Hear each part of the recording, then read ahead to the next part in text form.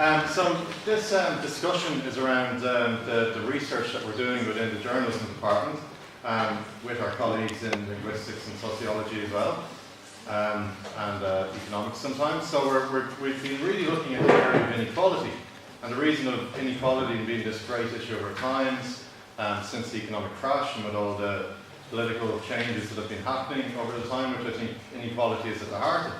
So the research we've been looking at has looked at economic inequality, it's also looked at gender inequality and ethnicity and inequality, and also the representation of these issues within the media.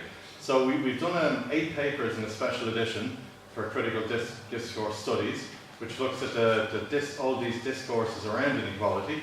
And I think what we'll begin with is, I'm going to everyone to introduce themselves and just give us a little 5-minute thing about what their paper was. So, starting with Maria, who's working with me in a project on Thomas Piketty, who's a leading economist in inequality.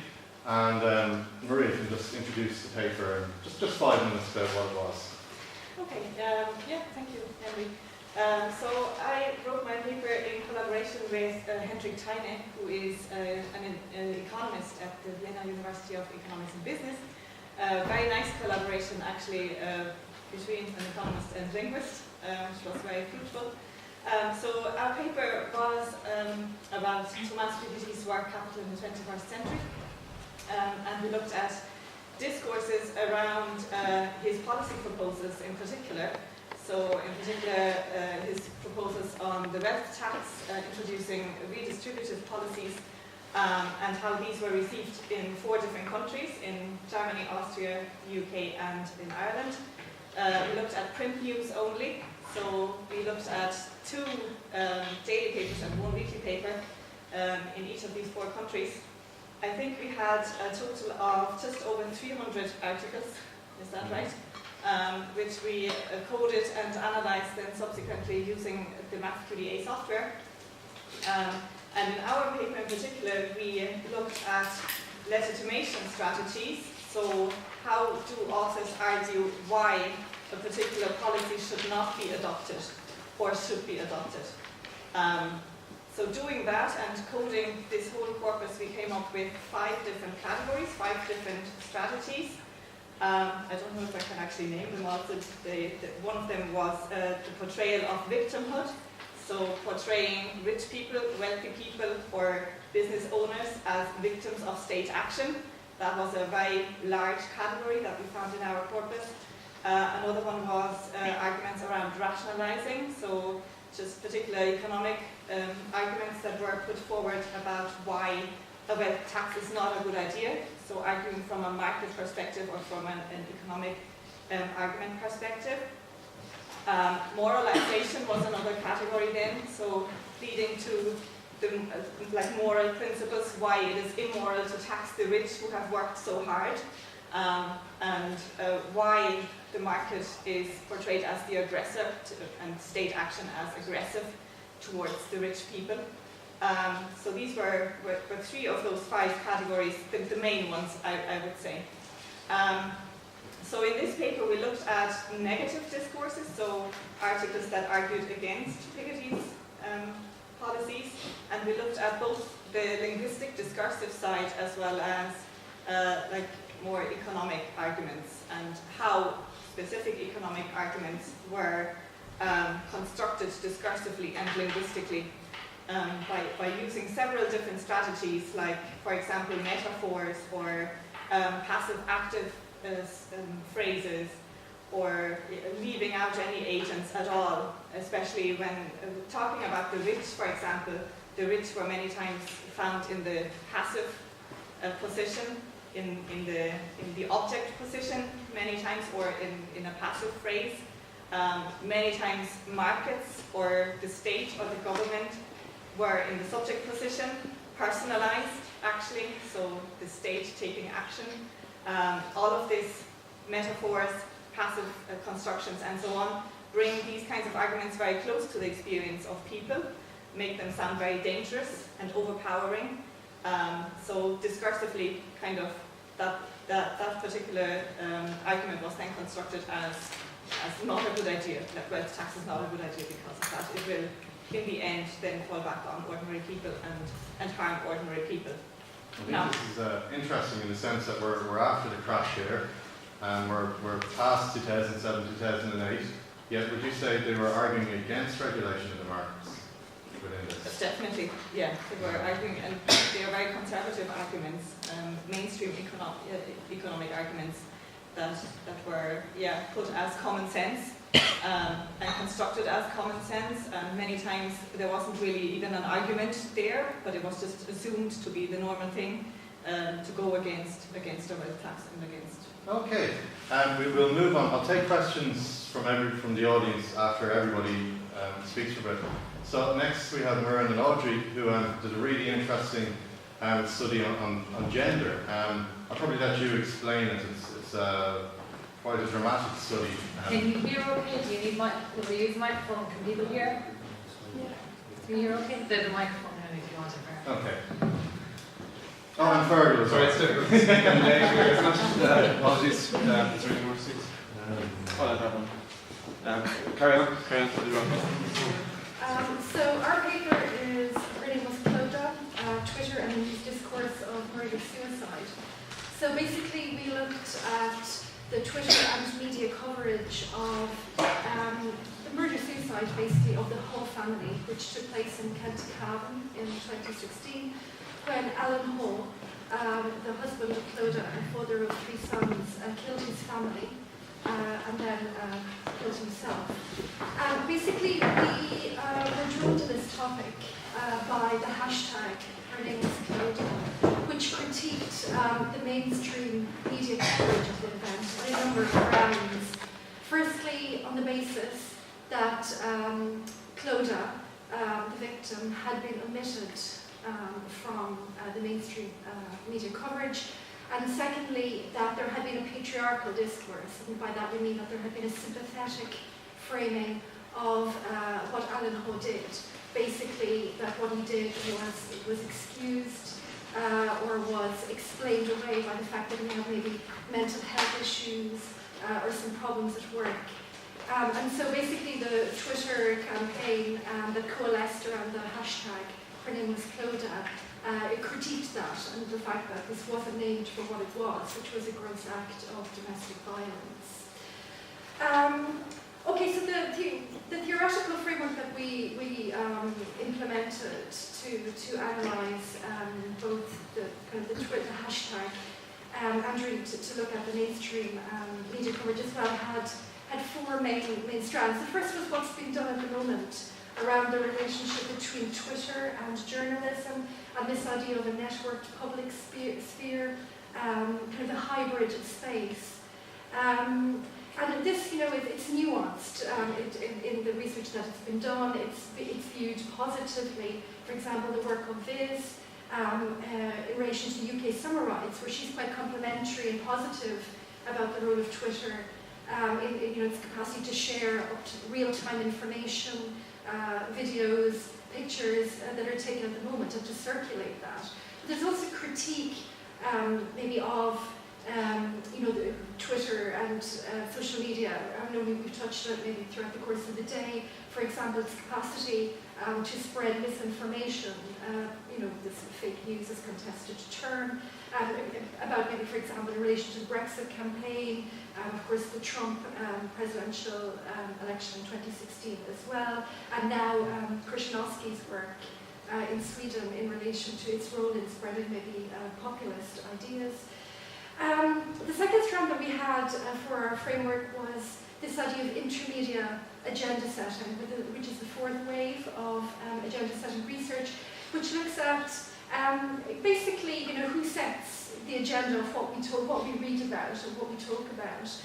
For so long, this was set by elites, but now there is increasing research being done that Twitter and social media can have a role in this and can have an influence on the media agendas.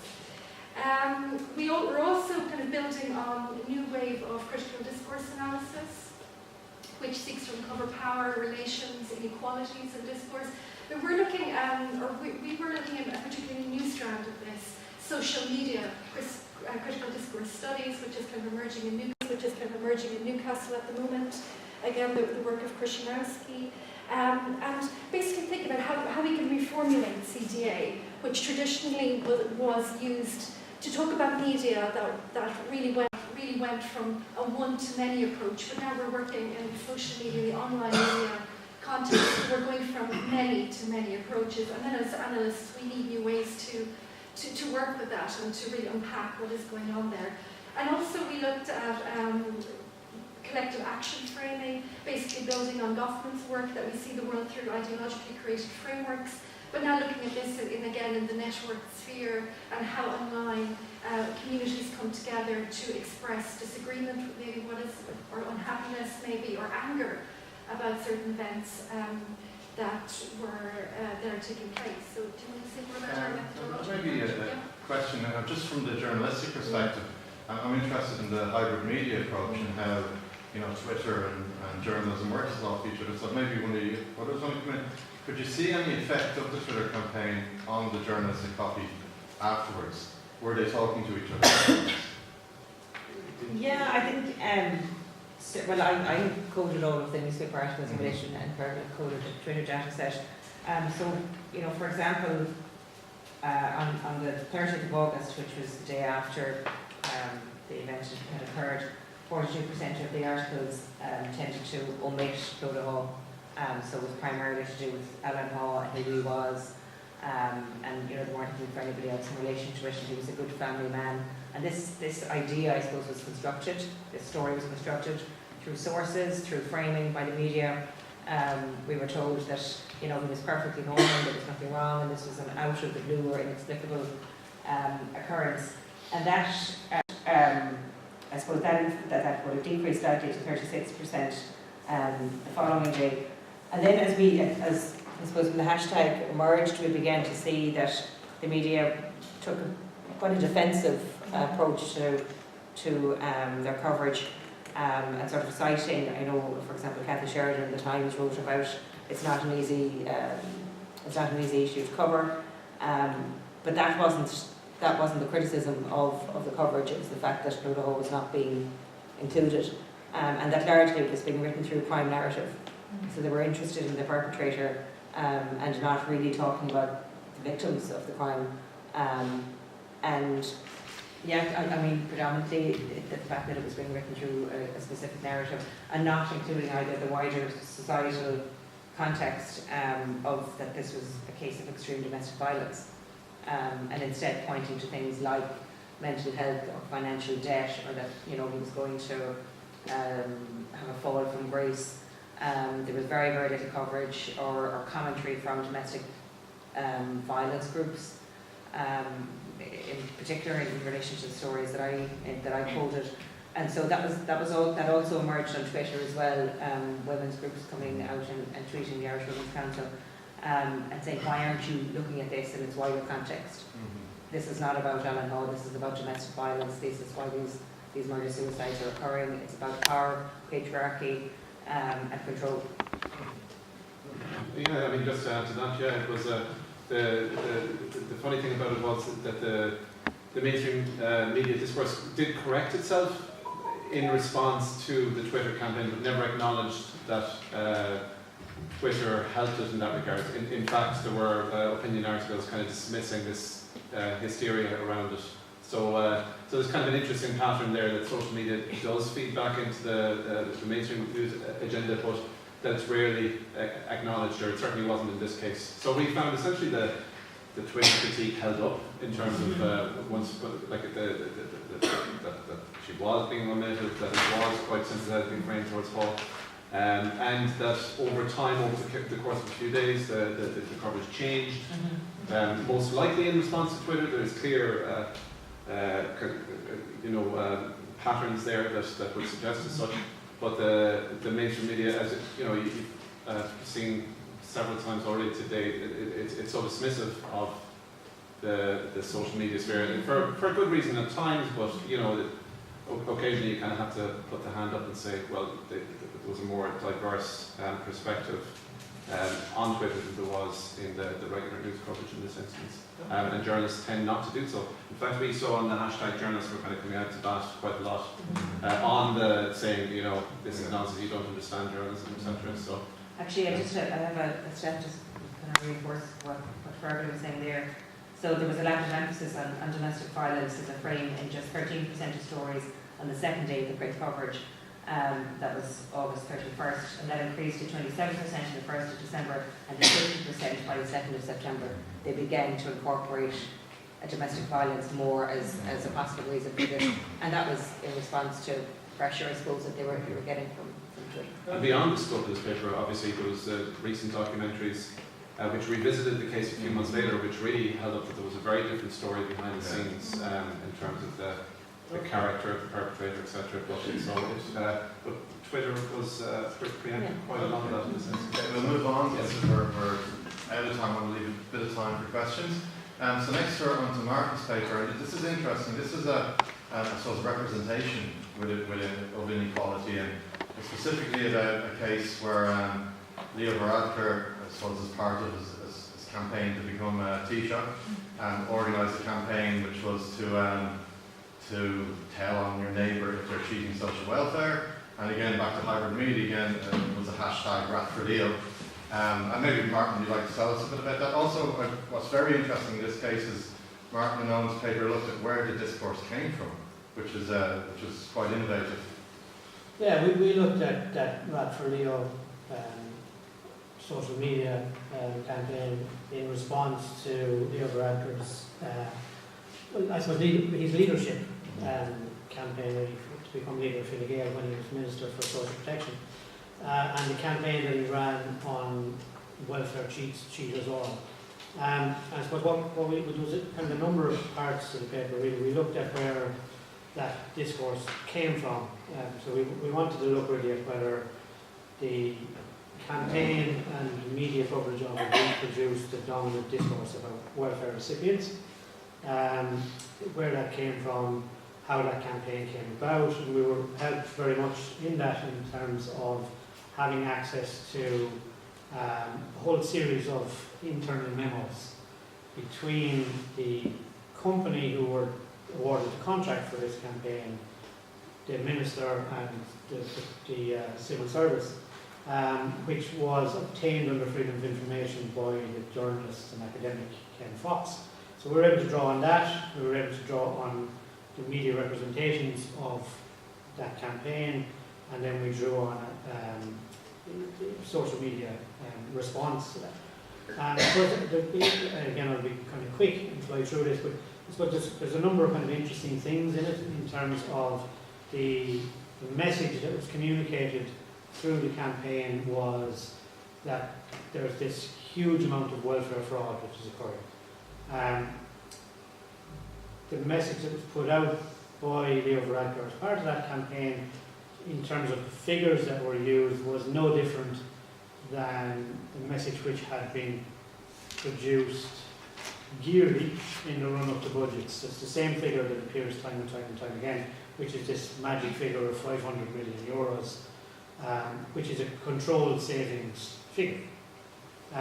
So there's controlled savings. Basically, the best way I heard anybody describe what controlled savings are is using an analogy of the murder rate in Ireland would be, or the murder rate in Ireland is, in terms of controlled savings, if there's no checks or balances in place, this is what the figure would be.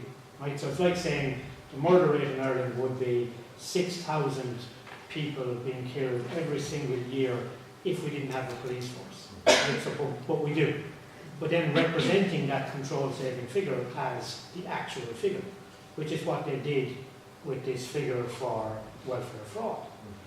And so the left-wing economist Michael Taft has gone through these numbers time and time and time again to show how, in effect, the claim of 500 million is in itself fraudulent, because it's not accurate. I suppose it's not just people like him saying it, but the Controller and Auditor General has also said that there's a huge issue with using that particular figure. That because that figure also includes things like overpayments on the part of the department, which is not fraud at all. It's actually an oversight on the part of somebody. So the actual figure for welfare, the headline figure, is minuscule in relation to that 500 million. But I suppose that's obviously not making the case that you want to make. So that was the first thing, was looking at where that came from. And when you look through those memos, there are discussions about this. And there are discussions, again, the linguists will talk about how words matter. And that's very clear in terms of those discussions. So there is a big debate between the civil servants and the company themselves, and references made to Leo not being happy about certain things, around, for example, whether we should use the word cheat or fraud. And there's a discussion about, well, fraud is actually associated more with kind of business, and we don't really want to be going down that road. Whereas everyone kind of hates cheats, so let's focus on that one. So there's all of that. But there's also, I suppose, the other kind of interesting thing in terms of what we're here talking about today, which is with journalism, is that ultimately it is journalists and it is newspapers that debunk that claim, in terms of, they come out and say, and basically make that argument that these are control savings, and that the claim that Rieder is making is not accurate.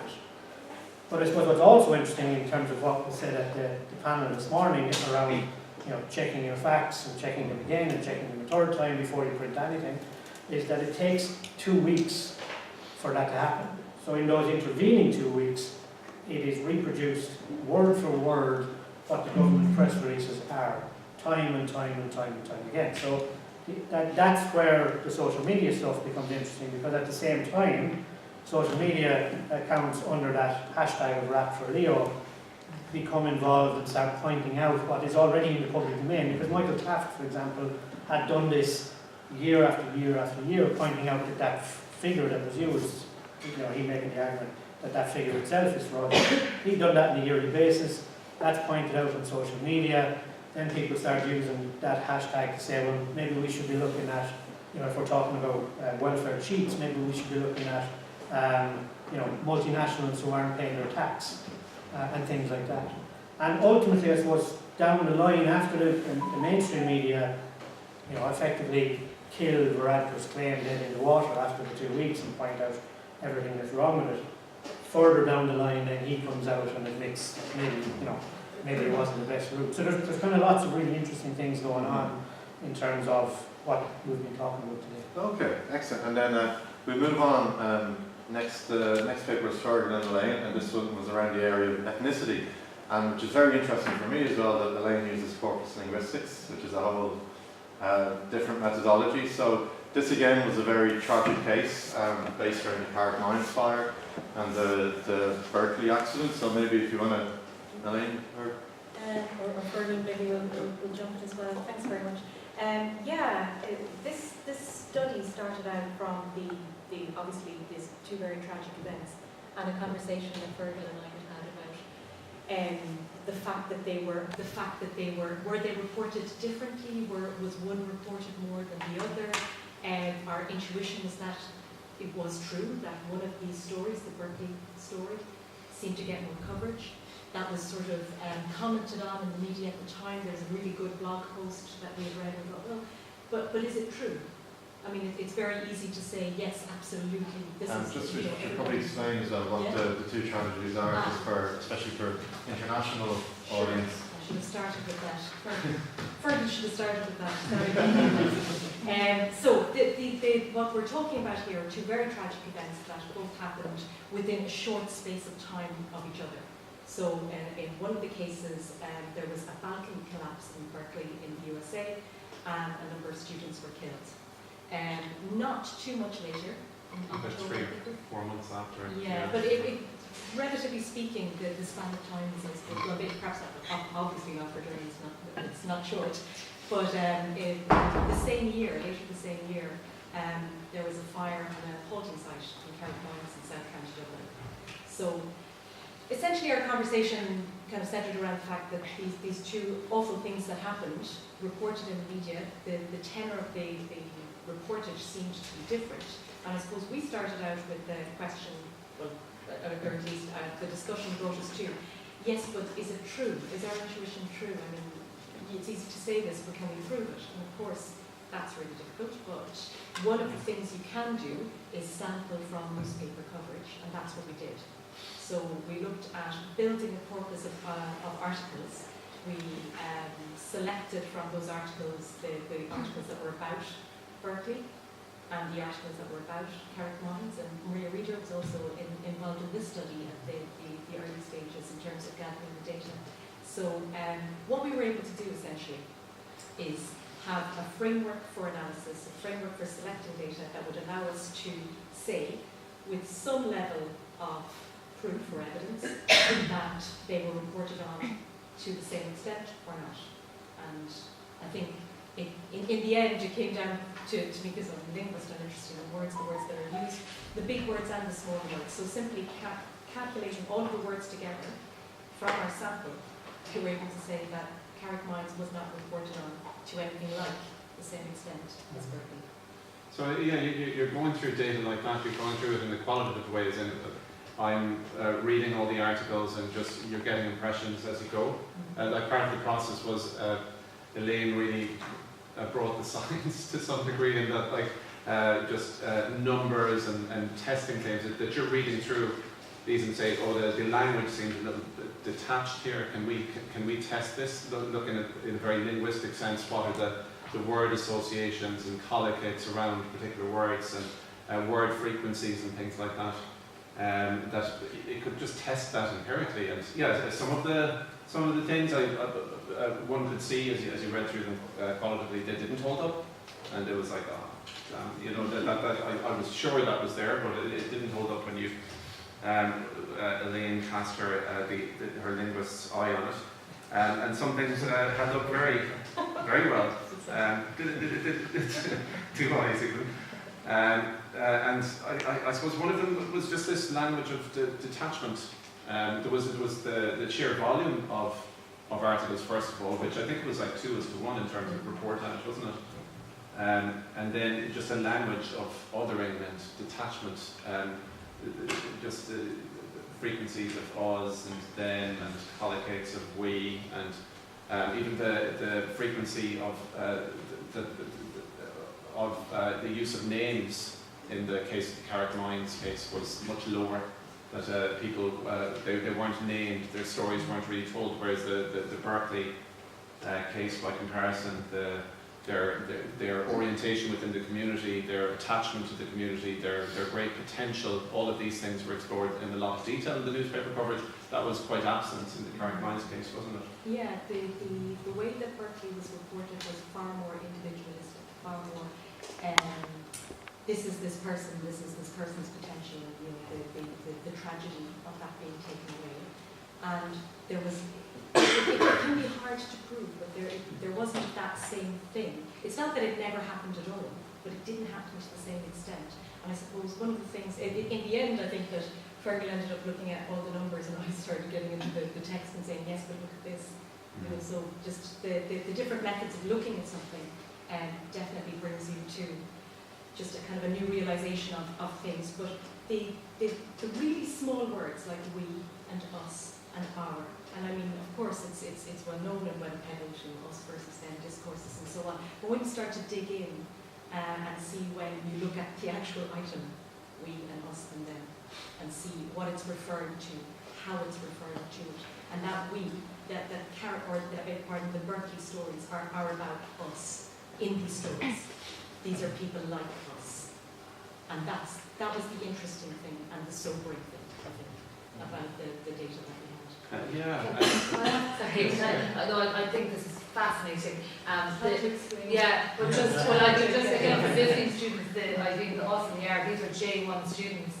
God forbid it could be any of the sitting here, and so people, I suppose, we're connecting with it, and fewer members of the population are living on audience sites. But can I ask, I know you presented the word tragedy, but did you look at that one was it, or did you find I that? suppose that's where we started. That word thinking, or will we see the word tragedy used more? You know, will that for use for one more than the other? Actually, I think that in the end, it wasn't even the lexical items like tragedy that told us the story of both of the things that happened, but the smaller items. It was hard to prove that there was kind of a marginal Okay. kind of a marginally more frequent for Berkeley. But I think what we started to dig in was the way that the we or the R was explained, and we have things like the way that people were qualified, so as in how they were described. So they would talk about one of the victims and then define one of those victims as the granddaughter of somebody, right? That would be well known, or the daughter of a primary school teacher. So kind of connecting into their class within society. So those sorts of things in the end were more repertory, I suppose. And I expected that we would find far more instances of the term tragedy in one set of articles than the other. But what we set out to do is look at something and sometimes improve on, and that's even more interesting. Absolutely, even the central players in the coverage of Carrick Mines, very quickly the central players became residents who were affected by travellers potentially being moved to their, so the story became less about what had happened to this community than how the settled community might be affected by this incident. So that dynamic wouldn't have been there in the Berkeley corpus at all, and that's really quite startling.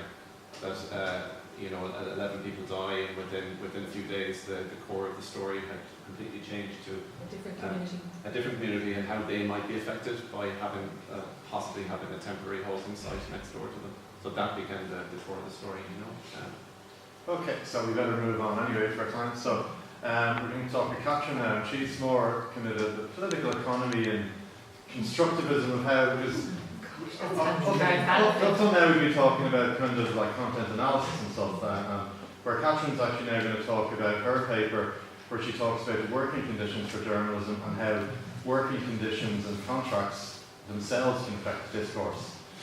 So I also suffer from research envy, so that's why I love what everybody else is doing. And I think as someone who works in industry, looking at what you're looking at through a different lens is really important for journalists and students as well. When you think about when you are covering tragedies like this, language that's used.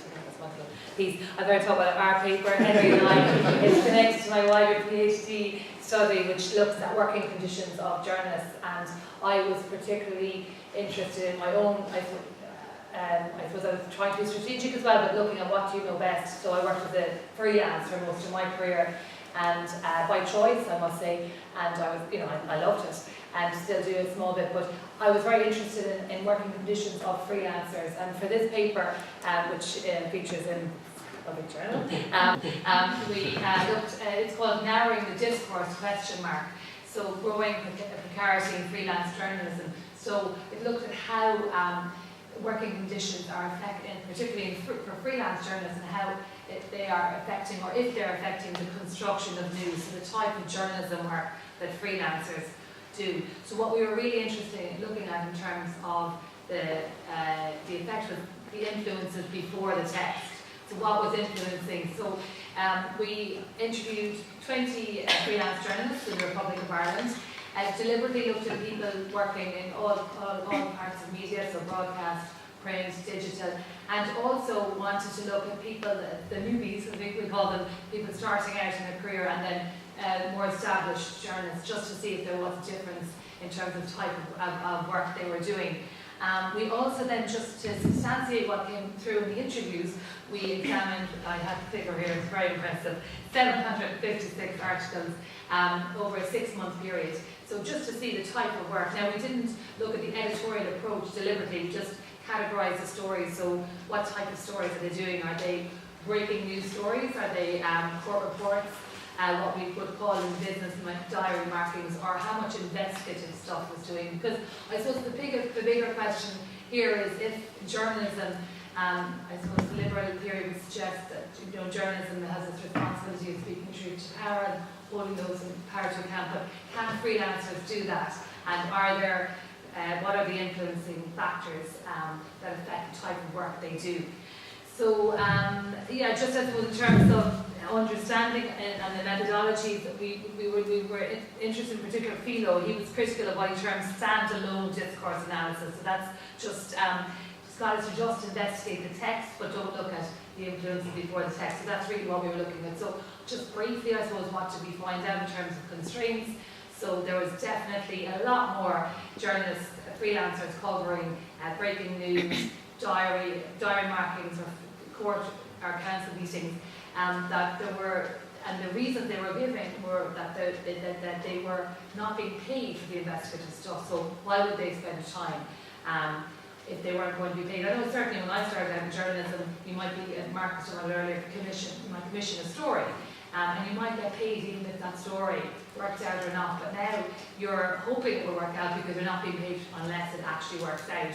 So how much then? So we have interesting quotes from freelancers around that. Also, ownership is slightly alluded to this morning, but in Ireland we've got media concentration is a big issue. We have one person who has very much a stronghold on the media, so does that affect the type of stories that you as a freelancer are going to pitch for certain organisations? So there's interesting quotes on that. And I suppose ultimately, are all these influences, are these working conditions influencing how news is constructed, and is it, as we asked in our opening question, narrowing the discourse? Okay, thanks. Yeah, not perfect. Not a lot of time, so I'll probably open up to the floor. Has anyone any questions? Yeah, John? I'm a visiting academic at the University of Hertfordshire. Can I talk about the Her Name is Fergal story briefly? Firstly, conclusion concerning patriarchy is totally sound, but I want to talk about the journalism aspect of it. It's my understanding, correct me if I'm wrong, that efforts were made to find a picture of Clodagh, but they couldn't be found. So basically, as a former tabloid news editor, I would tell you that in that situation, if a picture had existed, I would have, killed for it. One of the things I find as a journalist is that the discourse of journalism studies does tend to focus on what journalists did wrong, and I always think that firstly that walk a mile in my moccasin, and then I think I have complaints from people who say you've got this wrong. Well, when I phoned you to check it, you didn't pick up the phone, you didn't return the call. So what journalists tend to do is they have to deal with what they have in front of them, which is always an incomplete story. So this is something that I've heard very often. I don't think it's invalid criticism whatsoever, but I'll just throw it back to you and say, is there a solution to this problem, or is it just a problem? Well, journalists, I do think they need. I completely accept what you're saying, and as a former journalist myself, I relate to that. And I suppose critiques like this, I mean, the picture one is valid to a degree, but lots of the framing of that initial story isn't. So it's not just the picture. Okay, the picture was missing, that was an element of it. But it was just that initial framing, that willingness to just talk about mental health, marriage troubles, and all of these speculative assumptions, rather than the obvious one that this is like an extreme case of domestic violence. Yes, the majority of domestic violence is male against men against women. That why was it automatically framed the other way? So it's a wider issue. The same issue about the Carrick Mines thing, like journalists saying, well, travellers don't speak to us, or they don't, but it's like, why don't you, why aren't more journalists from the travelling community? These are wider structural and societal issues that it's important that academia examines, it's important that journalists take it on board, not as a personal criticism, and the funny thing about the social media aspect was how that did feed into the discourse. So journalists were reading this stuff, and they actually were responding to it, but there was still this us and then with social media and professional journalists, which it's a little needless. I understand journalists always feel on the defensive about these things, but sorry, go on, guys. Do you want to come in on that? But I think you were touching on something important there. I mean, what Audrey was saying about the fact that there was a clear kind of a crime narrative, almost template used. I think guidelines would be very useful for journalists to report on something like this, where we're talking about very complex psychological, social factors, and just the way that the BBC have introduced guidelines now on covering climate change. And here, I think the BAI last week introduced guidelines for covering autism, issues around autism. I think there is very much a call here and a need for some training for journalists as well, on how to deal with and how to approach such a complex and horrific issue. I agree with Muireann. Just to follow up, because I was going to say a lot of what you were going to say. I just finished my kind of first huge time pressures. They have to get it out. And, you know, they'll talk to the claims makers or the sources that they can speak to, but, you know, they have a deadline. Does that excuse if a story is framed in a particular way? Not really, but if they are under these kinds of pressures, I understand it, I get it. We need the quote, we need the identification, we need a picture, we have a deadline. But they need to be given better resources, their organisations need to understand the wider contextual issue of murder-suicide and to report it in its entirety, and not through this sort of episodic frame and treating it as if this is a standalone story. It's not. There are themes here. You know, there are wider issues here. We have the Graney case, the O'Driscoll case, we have Una Butler's case, we have the Hall case. They're not standalone. It's a problem. At the conference here that you organised, remember, was it Mark Hennessy or Yeah. People were talking about even the reality of covering that story and trying, I think maybe what John pointed there, going around trying to get pictures, trying to get people to talk, and people were talking about him. And people didn't they make that point at our last conference, that people were actually only talking about him? And maybe it speaks to the earlier point of Carrie Wines or Berkeley. You know, people connect with the school principal or with the school teacher. And also, I know from working as a journalist that the guidelines around suicide, the fear of copycats, or were they initially trying to be respectful towards him and, you know, say, well, look, he would, you know, to paint him in a better light, even though it was crime, clearly. It's also sorry. Did Martin want to come in there? Just on that, like, there is a tendency to use kind of shorthand templates or particular phrases, or, you know, like that awful phrase, really annoys me every time I hear it, known to Gardaí. So it basically tells the person watching, tells them two things. One, the person who just got shot that was known to Gardaí is a particular kind of person. It doesn't really matter that they got shot, because they probably deserved it. And secondly, it isn't going to happen to you. And journalists continually use that. And a few years ago, and it happens right across the board. It doesn't matter what kind of story is told. Like we did stuff on a local authority estate a couple of years ago, and the media coverage of that. And again, there was a particular phrase that was used that troubled the state. So it was a shorthand cognitive prompt telling you about this place. But what was really interesting about that piece of work that we did that time was we spoke to people in Live 95 radio station, and they were aware of that label being used, and they made a conscious decision that their organisation was not going to use that. And so I think that's the answer, is that you have to have organisations who are saying, we're not using this, we're not going to use that phrase, or we're not going to use that template. Because individual journalists have all of those pressures placed upon them. You can't expect individual journalists to change it. It can only happen if organisations decide, we're not doing that anymore. But I think what they said that we actually have a role here as teachers to start talking about things like the guidelines regarding mental illness, and also about the fact that people slip into cliches. Because what you're talking about is very similar to this thing about illegal immigrants or asylum seekers, etc., etc. This is like a same perspective. And actually, Kathryn's point is very interesting there about it was almost being oversensitive to the mental health aspect. There was like this weird reaction in that story's case. And you know, the follow-up on the whole stuff where he's painted, you know, it's like the evil monster beast, all that, like that's not helpful either, you know. It's like, so it kind of it swings and roundabouts. And it also creates this idea that people who have mental health problem can also go out and commit this heinous act, you know, if you have depression, well, you know, are you going to murder me?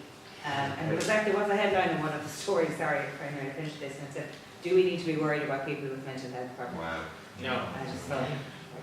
I'm afraid we're actually out of time, so I'm going to get Kathryn to sum up. Oh, really? Pressure. Sum up the day, or? Oh yeah, well, just here now, Yeah, just hear it. and I Make talk sure about it's it coming with out very people. educational. Yeah, I think it was really great. And as I said earlier, I think for journalism students, especially our final year and our MAs who will be starting, take it from me as somebody who worked and was interviewed as part of your Muireann study and used the word troubled estate and covered the gangland views in Limerick for many years. And I really find it very interesting. And Henry laughs at me always because I'm becoming more critical of my profession, but I think it's important that we are reflective practitioners, and maybe as John said, it's up to us now teaching journalism as well, and to collaborate with our amazing colleagues in linguistics and sociology, to look at journalism, but at the same time I will always try to and well done to Mary on a great day.